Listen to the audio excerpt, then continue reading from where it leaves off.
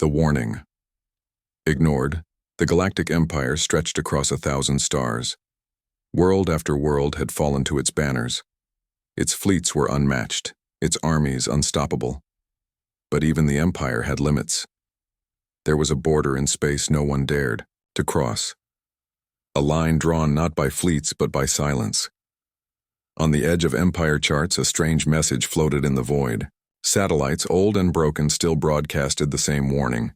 Do not cross. Terran space is off limits. Most alien scholars treated it like a ghost story. They said Terrans were extinct, a dead race from a forgotten war. Others whispered that humans were only myths, created to scare children. But the warning was real. It pulsed in the dark, steady and cold, like a heartbeat. For decades, the Empire left it alone. It was easier to conquer other stars, easier to laugh at old warnings than to test them. Until one day a new emperor rose. This emperor was proud, hungry for glory. He wanted to prove that no star, no world, no system could resist the Empire. And so, he pointed at the black line on the map. This Terran space is empty. It belongs to us now. Admirals bowed, generals cheered, but in private, whispers spread.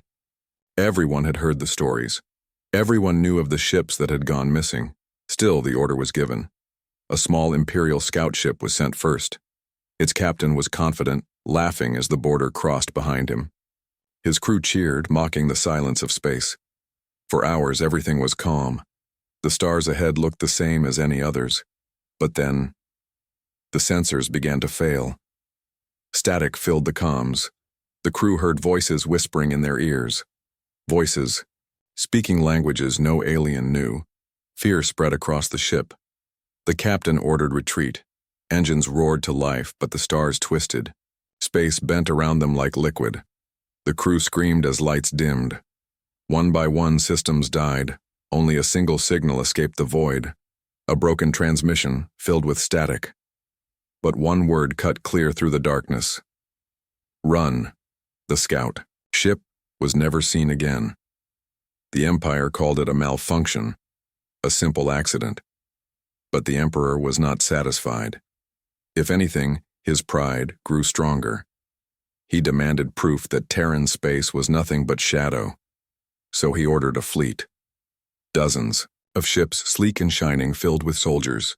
Their mission: cross the line, conquer whatever lay beyond, and bring back trophies. Admirals warned him, but he only laughed. We are the Empire. Nothing can stand against us. The fleet gathered at the border. The warning beacons flashed. Their message again: do not cross, Terran space is off limits. The admirals ignored it. Engines flared. The fleet surged forward. For hours, there was silence. Then a message reached the Emperor's throne world. The admiral's voice was steady, but beneath it was fear. We are not alone. Something is here watching us. The Emperor demanded details, but no more words came. The transmission ended in screams and static. The throne room fell silent. For the first time, the Empire hesitated. What was waiting inside Terran space, no one knew. But the warning was no longer a myth. It was real, and it had been ignored. Shadows in the dark. The Emperor's pride was wounded. The fleet he had sent into Terran space was gone.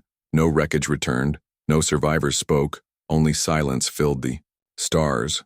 But he refused to believe in ghosts. So he ordered a second fleet. Larger, stronger, ruthless. Admiral Karen was chosen to lead. He was known for his discipline and iron command. He told his officers, we face nothing but empty space. Do not fear shadows. Yet deep in his heart, even he remembered the stories whispered by old captains. The fleet crossed the line. 100 warships glowing against the black. Engines burned bright. Weapons armed. But space itself felt different. The stars seemed farther, dimmer, like they were being swallowed by darkness. At first, nothing happened. Hours passed. The fleet mapped systems. Dead rocks, lifeless moons, cold suns. No signs of humans, no enemy fleets. The younger officers laughed, saying the Empire had feared nothing, but then sensors began to fail. One ship reported its scanners spinning in circles. Another claimed to detect impossible objects. Here 1 second, gone the next. The comms filled with static. Voices whispered in strange tones. Some swore they heard words in their own languages. Others froze pale, saying they heard their own voices calling back to them. Admiral Terran demanded silence. He ordered the crews to ignore illusions, but fear spread like fire. Even the bravest soldiers glanced into the dark, convinced they were being watched on. The third day, the fleet's patrols spotted them, shapes in the void, vast silhouettes moving slowly, black against black, larger than the Empire's warships. Silent, waiting, the Empire ships locked weapons, but the shadows did not move. They just hovered, cold and patient, like predators studying prey. Terran clenched his jaw. He ordered a single warning shot. A bright missile cut through the void, exploding harmlessly against nothing. The shadows remained still. Then one of them flickered to life. Lights rippled across its hull. Ancient, scarred but alive. A warship, human in design, older than any Empire fleet, but carrying an energy signature that bent the sensors out of shape. Every officer froze. The silence was unbearable. Then a voice broke through the comms, cold, deep, human. You were warned. The fleet shook. Officers begged the admiral to retreat, but Terran refused. His pride was as strong as his emperor's. We are the Empire. Fire on it. Dozens of cannons roared. Missiles streaked across space. Energy beams split the dark. But when they struck the Terran ship, nothing happened. The weapons vanished into a shimmer. Space bent, swallowing the attack like drops of water into an ocean. The Terran ship did not answer with fire. It only drifted closer. Every Empire soldier felt the weight of its silence, as if a giant hand pressed against their chests. Many collapsed at their stations, gasping for air. Terran shouted orders, "Stand your ground, ready second volley." But before it could be launched, the Terran ship spoke again, one final warning. Leave now. This is your last chance. Panic filled the Empire's fleet. Half the ships turned to run. The others hesitated, looking to their admiral for courage. But courage could not stop the cold that crept through their hulls. Lights flickered. Engines died. One by one, ships went dark, not destroyed, simply shut down. As if unseen hands had crushed their power cores, Admiral Terran's voice trembled. Now he shouted into the void, "Who are you?" But the answer was only silence, and the slow advance of more shadows appearing behind the first 10, 20, maybe 100, each one larger, older, deadlier. The Empire's Second Fleet realized the truth too late.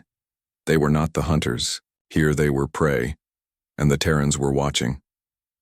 First contact with terror. The Terran warship drifted in silence.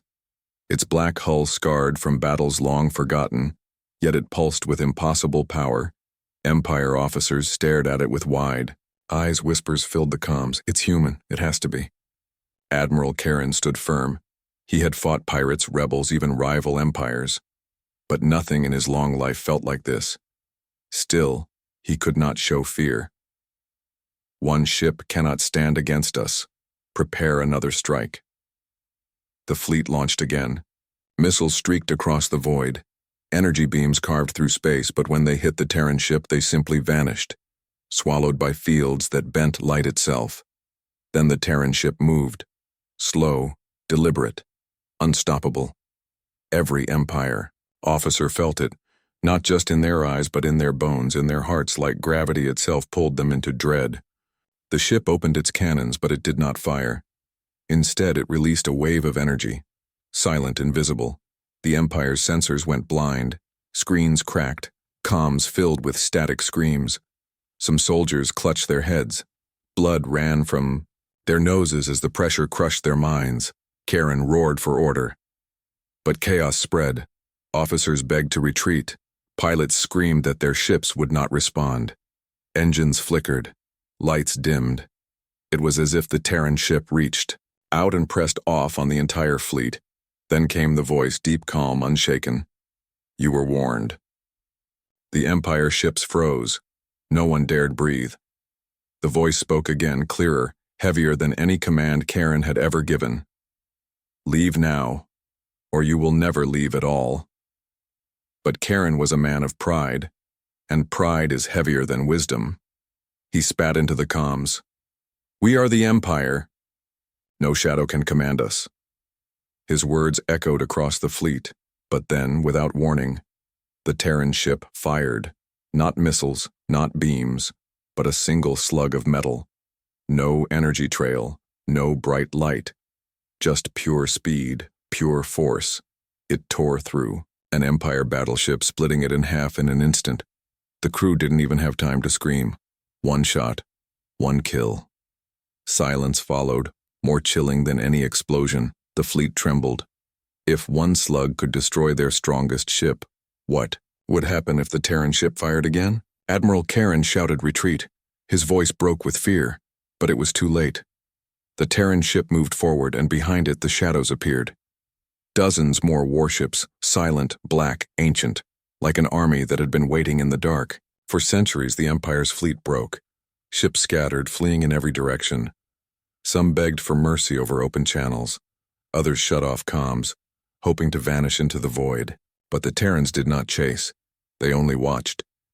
Their silent fleet forming a wall across the border, a line of giants that said without words, "Do not cross again."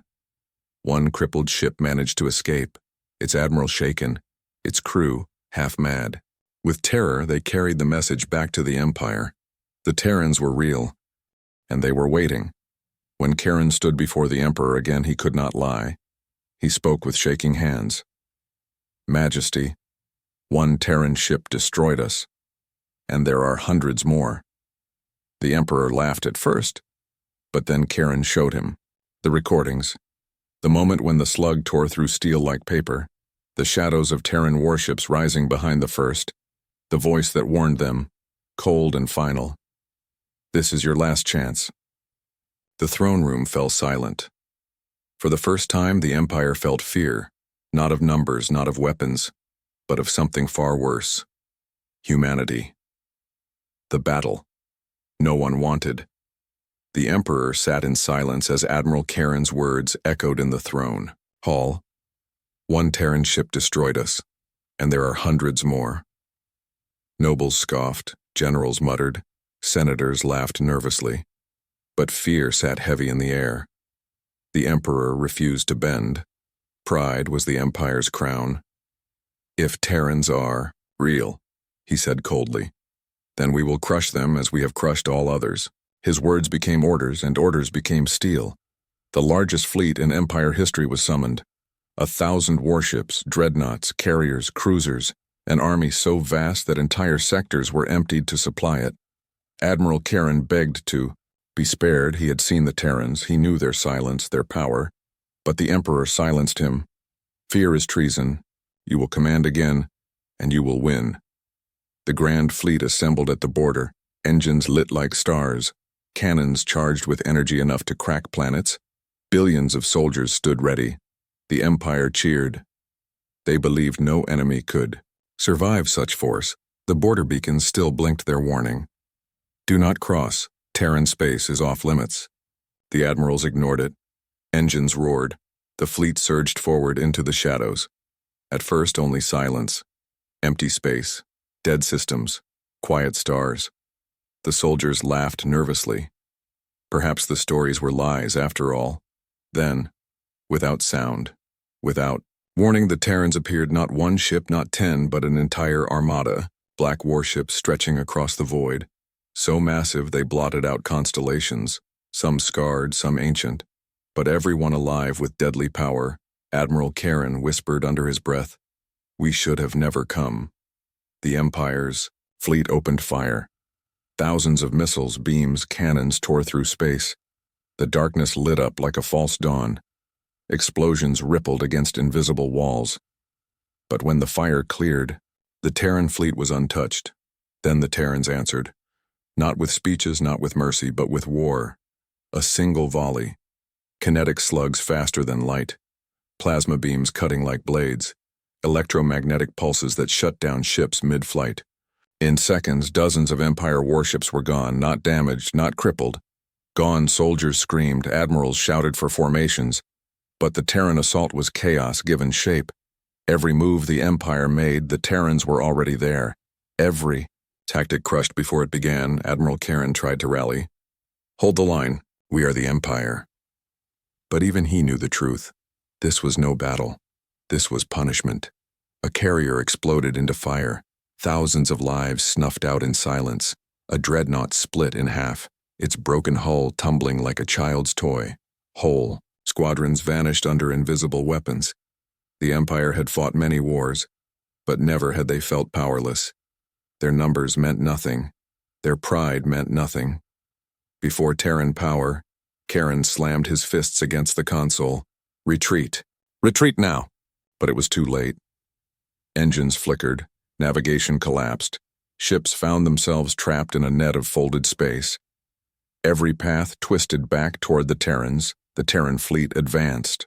Slow, steady, merciless, their shadows falling over every Empire vessel. The soldiers stopped fighting. Some dropped to their knees. Others begged their gods, but no god answered. Then a voice filled the comms, cold, human, final. This is Terran space. Leave now, or be erased. But how could they leave?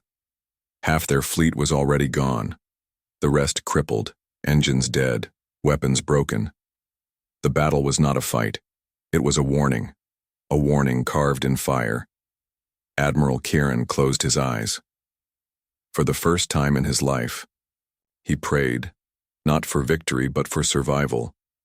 The Terrans had shown their power, but deep inside, Kieran feared something worse, that this was not their full strength, that this was only a glimpse, and if the Empire ignored the warning again, the Terrans would not stop at defense, they would come for everything. Lessons in fear. The Empire's grand fleet did not return. Of 1,000 ships, fewer than 50 limped back across the border. They were broken, engines sparking, hulls cracked, crews hollow-eyed. They carried no trophies, no victories, only fear. News spread faster than light. On every Imperial world, whispers grew into riots. The Terrans were real. The Terrans were watching. The Terrans had destroyed the mightiest fleet in history. Without effort, the Emperor tried to hide the truth. He told the people the fleet had won a great victory, that Terran ships were nothing but shadows, that the Empire ruled the stars as always. But then the recordings leaked. A single clip played again and again across the galaxy. A Terran slug splitting a dreadnought in half, the wreckage spinning into silence, the human voice echoing through static. This is Terran space. Leave, now. Billions watched the footage. Crowds fell silent. Markets collapsed. Soldiers deserted their posts. For the first time, the Empire's people looked at their rulers and whispered, "We are not safe." In the Senate chambers, chaos erupted. Some senators pounded their fists, demanding war. If humans have power, we must match it. Others shouted for peace. If we fight, we will all die. Better to leave them in the dark. But fear was stronger than reason. Every system near the border demanded protection. Governors begged for more ships. Merchants stopped traveling through nearby trade routes. Even pirates abandoned space close to Terran borders, as if the darkness itself had teeth. Admiral Karen was summoned before the council. He stood in his battered uniform, eyes sunken, voice low. He told them everything. How the Terran weapons bent space, how a single shot tore through their strongest ships, how fleets were crippled without a single touch. A senator sneered, "Are we to believe humans are gods?" Karen's reply was heavy as stone. Not gods, worse. They are patient. The chamber went still. Patience was not a word the Empire understood. It was an empire built on speed, on conquest. But the Terrans had waited. They had hidden. They had warned. And still, they waited. Riots broke out on distant colonies. Alien crowds painted warnings on walls. Do not cross Terran space. Children whispered the phrase like a prayer. Merchants sold fake Terran relics at markets even though no one dared go near their border. The Empire's allies began to drift away. Why tie themselves to a throne that angered the Terrans? Why fight for an emperor who ignored warnings? The galaxy itself began to shift. The balance of fear had changed, and through it all the Terrans made no move. Their ships did not advance. They did not invade. They did not demand tribute. They only watched. A silent wall of warships at the border, eyes glowing in the dark, waiting. The lesson was clear, yet the Empire struggled to accept it. How could they admit that their fleets, their armies, their thrones, all their power meant nothing against the humans? The Emperor still raged. His pride could not bend. They hide because they are weak. They scare us because they cannot defeat us. But even his words sounded hollow. And in the quiet halls of the palace, servants whispered what soldiers already knew. The Terrans had not shown mercy. They had shown restraint. If the humans ever crossed the border, if they ever chose to step forward, the Empire would not survive. Admiral Karen left the council chambers that night with heavy steps. He had fought many wars, but never against silence. Never against an enemy who did not need to win battles to win fear. For the galaxy, the lesson was burned into memory. The humans did not need to conquer. They only needed to remind the stars of one simple truth. Terran space is off limits. The council divided. The Galactic Council gathered under the golden dome of Veyron Prime, a place where wars were declared, treaties signed, and empires broken. But on this day, the air trembled with fear. Every species had sent their leaders, tall, insectoids with glittering eyes, scaled reptilians with war crests, soft-skinned diplomats with jeweled robes, and in the center, the Empire's senators, proud yet shaken. The hall roared with arguments. One side demanded action. If Terrans control that border, no trade route is safe, we must strike. Others shouted for peace. Strike them and the galaxy burns. We must negotiate. Admiral Karen stood silently at the edge of the chamber, his face shadowed, his eyes cold. He had already spoken his truth. He had warned them. But no one wanted warnings. They wanted certainty, something the Terrans never gave. A senator slammed his fist against the table. We cannot live under human shadow forever. Another voice answered, better shadow than extinction. The hall erupted again. Old enemies shouted at each other like children, alliances fractured, deals shattered. The Terrans had not fired another shot, yet they had divided the galaxy, more deeply than any war. At last, the Speaker of the Council struck the floor with her staff. Silence. The voices fell quiet, but anger burned in every gaze. The Speaker turned to Admiral Karen. You face the Terrans. Tell us, are they invincible? Karen's voice was steady but heavy. They are not gods. Their ships bleed, their hulls crack. But their power is not in their weapons. A senator sneered. Then what is it? Karen's answer chilled the chamber. Patience, restraint, control. They fight only when they must. They could have destroyed us, but they chose not to. The room fell into silence, each leader understanding what that meant. The Terrans were not just strong. They were disciplined. They were waiting for something. The council split into factions that night. The war faction gathered generals and merchants hungry for profit. They believed Terran silence was weakness, that if they struck fast and hard, they could wipe out the humans before they rose again. The peace faction gathered scholars and old rulers. They whispered of ancient wars buried in censored history, tales of Terran fleets that once burned whole empires to ash. They begged for treaties, for distance, for respect, and in the middle sat the undecided, frozen by fear, paralyzed by pride, unsure whether to gamble the galaxy on arrogance or caution. But while the council shouted and schemed, the galaxy outside was changing. Merchants stopped crossing. Terran borders. Colonies near the line began to empty. Entire populations fleeing farther into the core. Even pirates spoke of shadows in the void and refused to raid too close.